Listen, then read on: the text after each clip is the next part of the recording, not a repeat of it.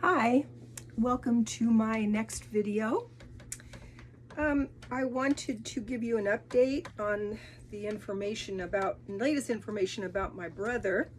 I've been waiting patiently to hear about what the medical examiner was going to say. And my sister-in-law very kindly called me yesterday evening and had on the phone with her. It was a three-way call. She had a childhood friend of my brother on the phone. His name is Mike, and he remembers me as a little girl. I don't remember seeing him, although I do remember his name. So when I come out to California in the spring, I'm arranged that I'll call him and I'll meet him for coffee, and I want to see if I remember him, but I also want to hear what stories he has about my brother and about the family, his impressions, that kind of stuff. Is always good because I was very little.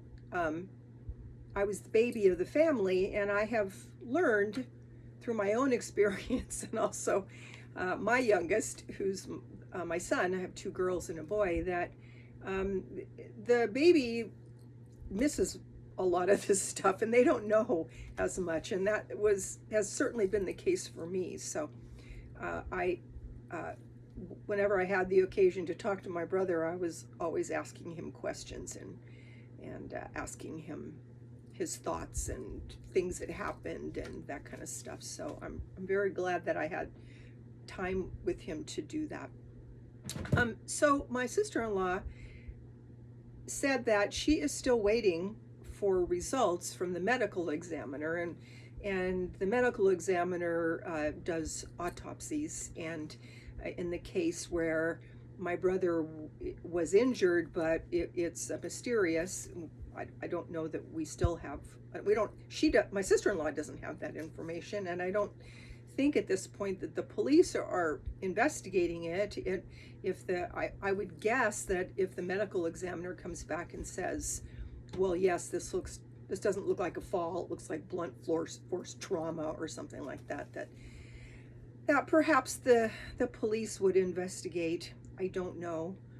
I looked up that an autopsy takes 2 to 4 hours, and it could take longer if there was a crime that was committed or anything. So they have to examine him and all those things, and so that hasn't happened as far as we know. And indeed, there's probably hundreds of people who die in San Diego over the course of a week, and so she's hoping to hear something next week.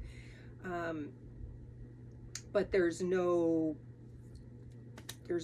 no timeline on that, and it can take weeks and months, actually, depending upon what their workload is.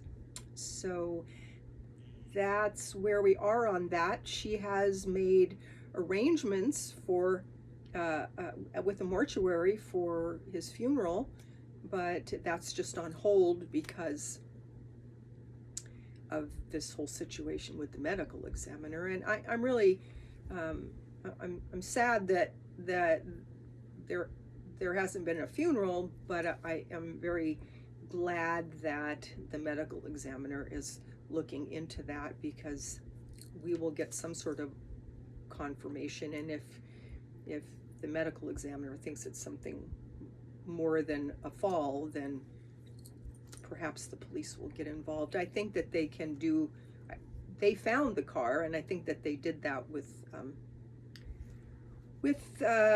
traffic cameras, and so I'm imagining that they could find more information about when he left the house and that kind of stuff. I don't know, but that's where we are with that right now. And I will go out there in the spring, as I said, and there's some family heirlooms that I talked with my sister-in-law about, and she has they're like paintings that a painting that my great grandfather painted, and I remember my mom having that painting all rolled up in a container, in a tube, and she painstakingly bought a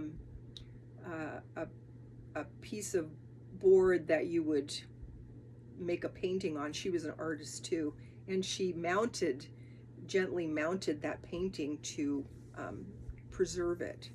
So there's that one, and there's a painting of a windmill with the name Reich under it, and my grandmother worked for a lady named Reich, and so I don't know if she made that painting or one of her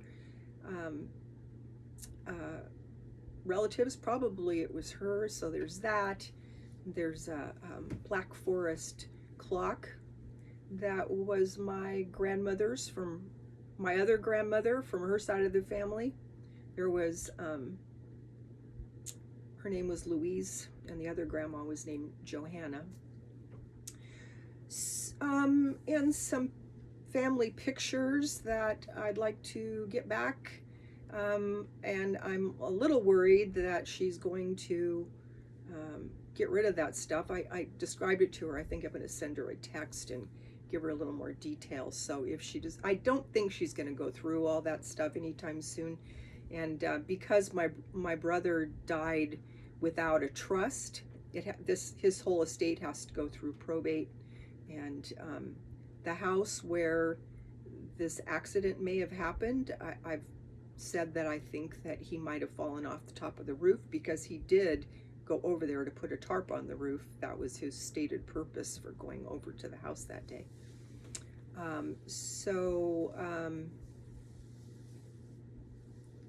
If that's the case, then I'm hoping that the medical examiner will be able to ascertain.